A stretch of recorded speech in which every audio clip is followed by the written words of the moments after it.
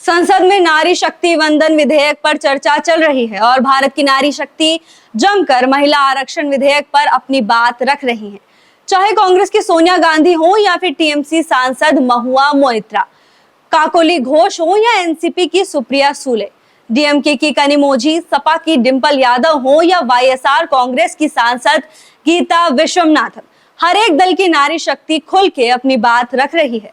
भाजपा की तरफ से स्मृति ईरानी, उमा भारती, सहयोगी दल की अनुप्रिया पटेल सभी एक साथ वोकल हैं।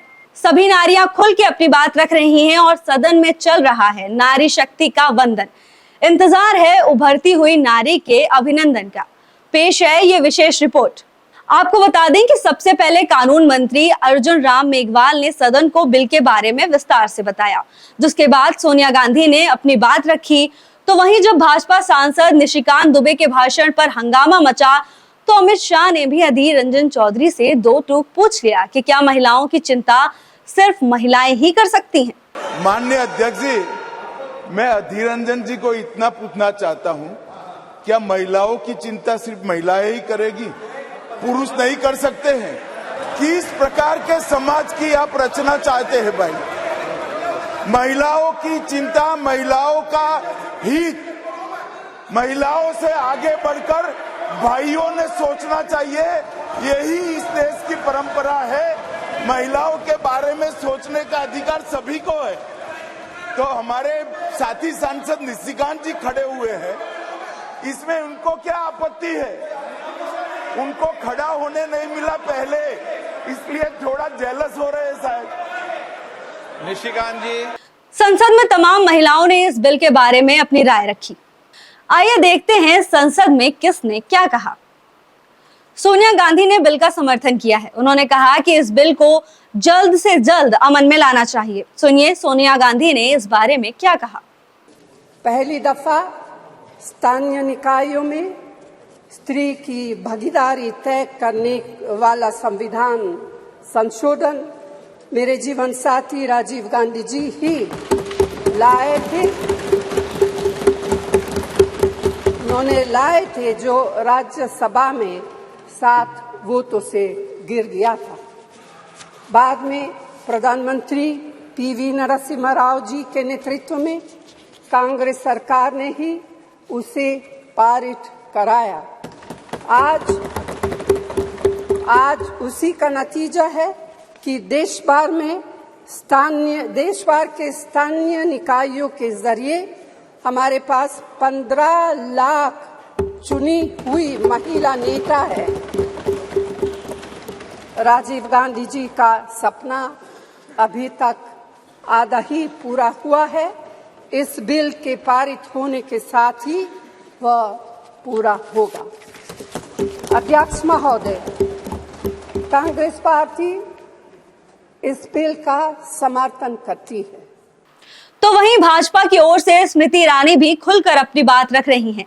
चर्चा के दौरान टीएमसी सांसद महुआ मोइत्रा ने मुस्लिम महिलाओं को आरक्षण देने की मांग की, तो स्मृति ईरानी ने भी बिना नाम लिए उन्हें जवाब दे डाला। सुनिए स्मृति ईरानी ने इस जवाब में क्या कहा। फिर यह आरोप लगाया गया कि आप ओबीसी और मुस्लिम रिजर्वेशन क्यों नहीं देते। मुझसे ज्यादा अनुभवी लोग जो वर्तमान में बिना माइक के और पीठ की परमिशन के दांत चबा चबा कर बोल रहे हैं,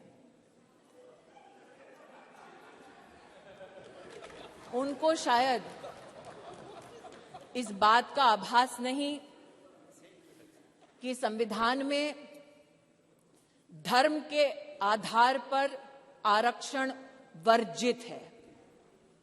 चर्चा के दौरान टीएमसी सांसद ने भी बृजभूषण सिंह पर सवाल उठा लिए। सुनिए काकोली घोष ने इस बारे में क्या कहा। I would urge my colleagues in BJP to prioritize transformation of the mindset. It is imperative that they demonstrate genuine respect for women by aligning their actions with their words. Moreover, it is crucial that they take appropriate action against all individuals who are harming the women, showing disrespect towards the women. The golden girls of the country who got us medals have been sexually harassed, and they were in Janata But the perpetrator sits here today, Brij Bhushan Singh, who has not been brought to book. So if you are really interested in taking care of the women towards betterment and progress, then why don't you take action against the perpetrators? देखिए सदन में चर्चा के दौरान हो रहे और भी मूवमेंट्स को।